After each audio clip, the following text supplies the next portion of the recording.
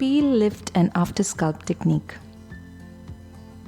This is a novel technique for breaking the leathery, tenacious posterior plate in Brunnesen cataracts, and it is especially useful in the setting of weak zonules. First, circumferential peripheral chops are performed and endonucleus is separated.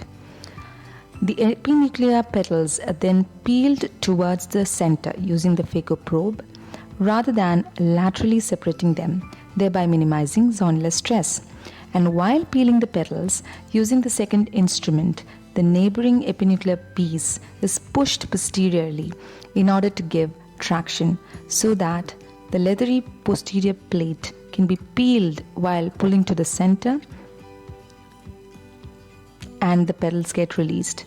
This action is difficult to be performed 360 degree. So once a clear area is created after peeling, the clear area is rotated and brought subincisionally, viscose injected, and using a blunt-tipped cyclodialysis spatula, the leathery posterior plate is lifted up.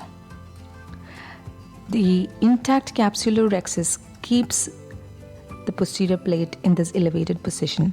Viscose injected and posterior capsule is pushed down, and using our phaco probe, the leathery posterior plate is sculpted.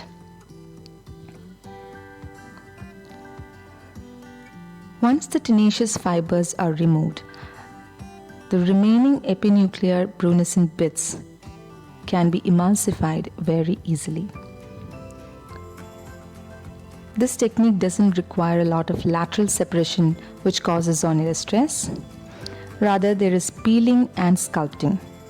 This brings down the phaco time considerably and ensures clear cornea post-operatively.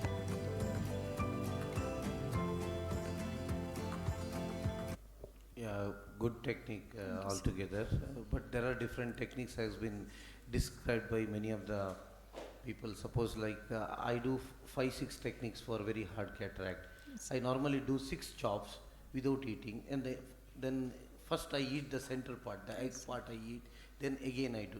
That again will not putting you more stress over the zonule. Yes. So whatever the type of technique you choose, you have to be best in that. Make sure that you are not putting any stress to the zonules. Yes, the amount of phaco, the energy you are going to give is as less as possible. Yes. Thank you. Sir, I would just like to put in a word. I think this technique is more useful in my hands when I'm not having a very good machine like Centurion or something. Legion probe tends to get occluded very frequently.